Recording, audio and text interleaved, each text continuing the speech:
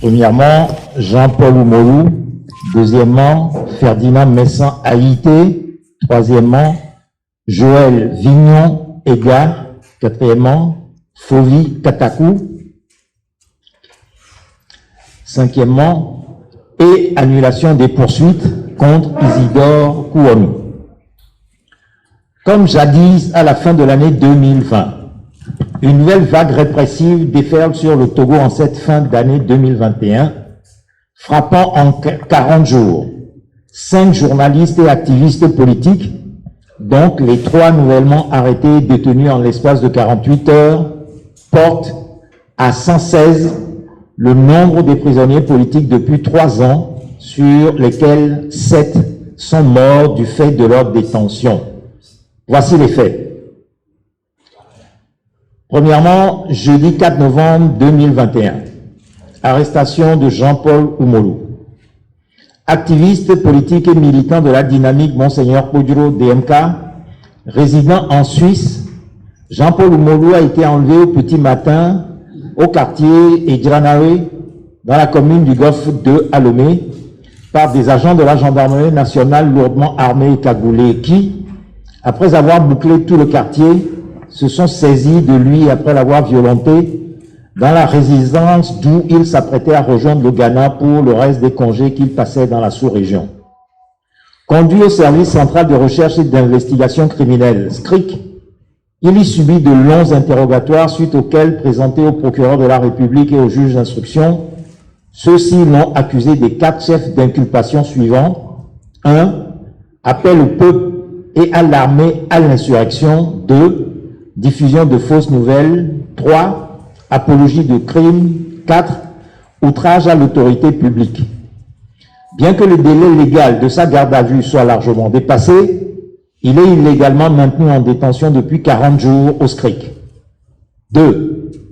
Jeudi 9, vendredi 10 décembre 2021. Arrestation et emprisonnement arbitraire du journaliste Ferdinand Messan Haïté. Directeur de publication du journal L'Alternative.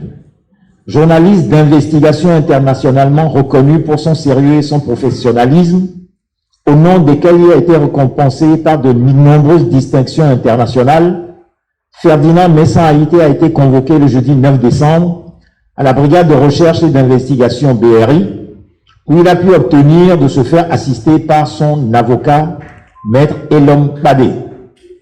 Au cours de son audition, il s'est vu mettre en accusation pour les propos qu'il a tenus lors d'une émission sur l'autre journal, la chaîne YouTube de son journal.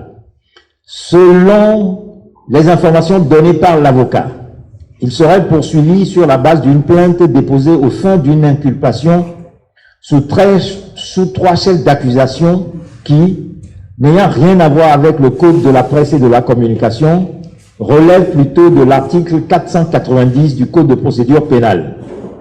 1. Outrage à l'autorité et 2. Propagation de propos mensongers. Bien qu'il ait été annoncé que cette plainte aurait été mise en mouvement par 2 ministres du gouvernement togolais, M.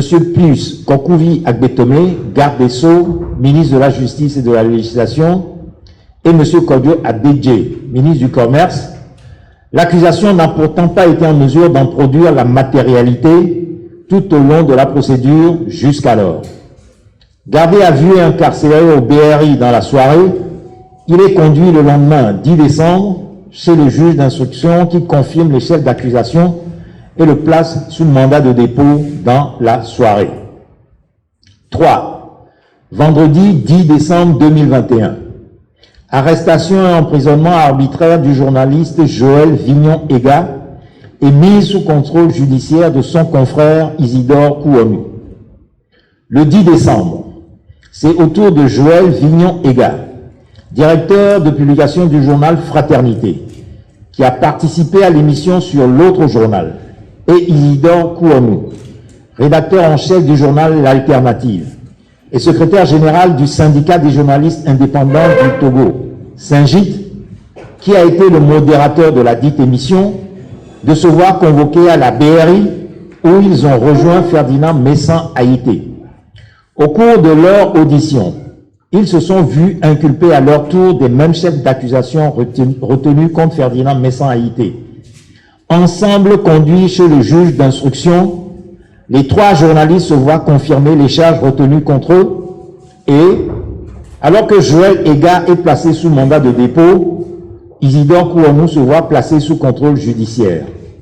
Tout cela au mépris de la dépénalisation du délit de presse en vigueur au Togo depuis 17 ans. 4. Samedi 11 décembre 2021. Enlèvement à son domicile de l'activiste Fovi Katakou. Aux environs de 11 h du matin, une escouade de la gendarmerie nationale comprenant des hommes lourdement armés et cagoulés, tous venus à bord de plusieurs véhicules dont certains portaient les inscriptions de la gendarmerie nationale, ont bouclé tout le quartier du domicile de l'activiste Fovi Katakou, où ils ont brutalement fait irruption, méticuleusement perquisitionné et procédé à son arrestation en toute illégalité. Lors de l'embarquement de Fovi Katakou par les gendarmes, ceux-ci ont également saisi et emporté dans leur voiture tous les instruments de sonorisation servant à ces activités, avant de prendre une destination initialement inconnue de ses parents, qui s'avérera finalement être le SCRIC. Auditionné tard dans la soirée du samedi et dans la matinée du dimanche, il a été inculpé des chefs d'accusation suivants: 1. Apologie de crime et 2. Délit et incitation à la révolte. Au moment de son arrestation, Fovi Katakou n'a eu pour seul tort que d'avoir publié sur les réseaux sociaux un message dénonçant l'emprisonnement arbitraire dont Ferdinand Messan Haïté et Joël Vignon-Ega ont été l'objet, tout en appelant l'opinion publique à se mobiliser pour exiger leur libération immédiate et sans condition. Face à cette situation, les organisations sous-signées, premièrement, dénoncent et condamnent avec la plus grande vigueur cette nouvelle vague d'arrestations arbitraires d'innocents citoyens, tous incarcérés pour délit d'opinion, et, en ce qui concerne les journalistes poursuivis, en violation flagrante des dispositions du Code de la presse qui a dépénalisé le délit de presse depuis plus de 17 ans. 2. Dénonce et condamne, tout particulièrement avec la plus grande vigueur, le traitement honteux infligé à Fovi Katakou, personne à mobilité réduite, qui, malgré son statut qui le contraint à se déplacer dans un fauteuil roulant, a subi avec toute sa maisonnée d'inqualifiables voies de fait qui déshonorent et bafouent sa dignité d'être humain lors de son enlèvement à son domicile. 3.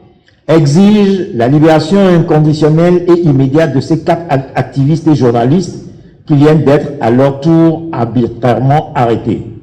4. Lance un vibrant appel à toutes les organisations et institutions, tant au Togo que de par le monde entier, en charge de la défense des droits des handicapés, à intervenir auprès des autorités togolaises pour, d'une part, condamner et dénoncer fermement le traitement qui a été infligé à Fovi Katakou, d'autre part, exiger sa libération inconditionnelle et immédiate. 5. Exige la libération inconditionnelle et immédiate de tous les prisonniers politiques. 6. Lance un appel solennel et pressant à l'unité de toutes les organisations de la presse, de la société civile, politique, syndicale, humanitaire et démocratique, tant au Togo qu'à l'échelle internationale, pour intervenir auprès des autorités togolaises en multipliant toutes sortes d'initiatives, exigeant le respect de la liberté de presse ainsi que des droits civils et politiques, garantis tant par la législation togolaise que les instruments internationaux ratifiés par l'État togolais. Lomé, le 13 décembre 2021, pour le Comité pour la libération de tous les prisonniers politiques du Togo, le signataire, le patronat de la presse togolaise, PPT,